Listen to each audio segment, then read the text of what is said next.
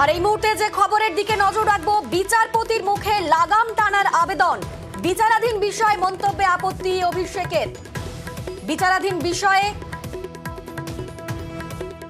মন্তব্যে আপত্তি অভিষেকের।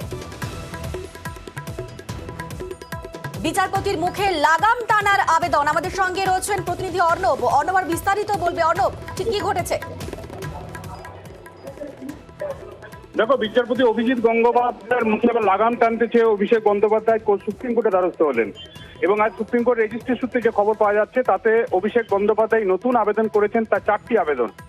এক, বারংবার বিভিন্ন সংবাদ মাধ্যমে যেভাবে ইন্টারভিউ দিচ্ছেন এবং বিচারাধীন বিষয় নিয়ে বিচারপতি অভিজিৎ গঙ্গোপাধ্যায় ইন্টারভিউ দিচ্ছেন, তাতে বিচারের যে স্বাভাবিক ন্যায় বিচারের যে প্রক্রিয়া সেটাই প্রভাবিত হচ্ছে।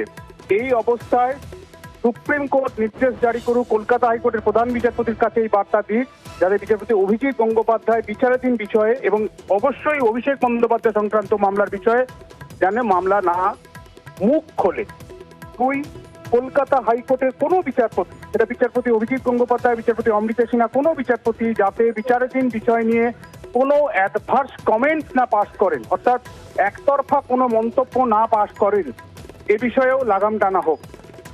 বিচারপতি অভিজিৎ গঙ্গোপাধ্যায় প্রাথমিক নিয়োগ দুর্নীতি মামলায় 2023-এর এপ্রিল মাসে অভিষেক বন্দ্যোপাধ্যায়ের বিরুদ্ধে নির্দেশ দিয়েছিলেন তদন্তের, যেখানে অভিষেক বন্দ্যোপাধ্যায় মামলায় কোনো পার্টিই ছিলেন না। এবং এই মামলার প্রেক্ষিতে সুপ্রিম কোর্টে মামলার পর মামলা গেছে বিচারপতি অমৃতা সিনহার বেঞ্চে।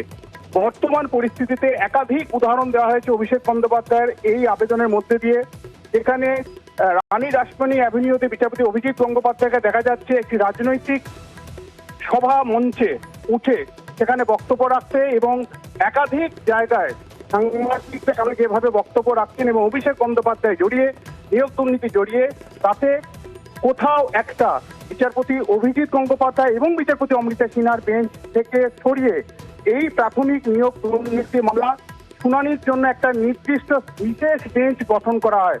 অর্থাৎ অভিজিৎ গঙ্গোপাধ্যায় নয়, বিচারপতি অমৃতা সিনহাও নয়, নতুন একটা বিশেষ বেঞ্চ গঠন করে প্রাথমিক নিয়োগ দুর্নীতি মামলাগুলির শুনানি হোক, এই আবেদন করা হয়েছে। এবং যে ধরনের রাজনৈতিক মন্তব্য করা হচ্ছে, রাজনৈতিক উদ্দেশ্য প্রণোদিত মন্তব্য করা হচ্ছে, বিভিন্ন ইন্টারভিউ থেকে এটা জানতে পেরেছেন অভিষেক বন্দ্যোপাধ্যায়, যার সর্বশেষ 8ই জানুয়ারি বিচারপতি গঙ্গোপাধ্যায় দিয়েছেন বেশ কিছু সংবাদ মাধ্যমের সামনে। তাতে পুরো বিষয়টার মধ্যেই কোথাও একটা বিচারের ন্যায় বিচার বা স্বাভাবিক যে ন্যায় বিচারের প্রক্রিয়া সেটা আহত হচ্ছে। সুপ্রিম কোর্টের হস্তক্ষেপ চেয়ে তাই জরুরি এই আবেদন অভিষেক বন্দ্যোপাধ্যায়ের, এবং খুব শীঘ্রই মামলাটা সুপ্রিম কোর্টে শুনানির জন্য আসতে চলেছে বলে আমরা সূত্র মারফত জানতে পারছি। বেশ, অর্থাৎ সুপ্রিম কোর্টে মামলা অভিষেক বন্দ্যোপাধ্যায়ের।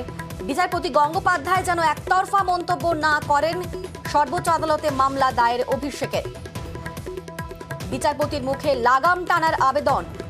বিচারাধীন বিষয়ে মন্তব্যে আপত্তি অভিষেক বন্দ্যোপাধ্যায়।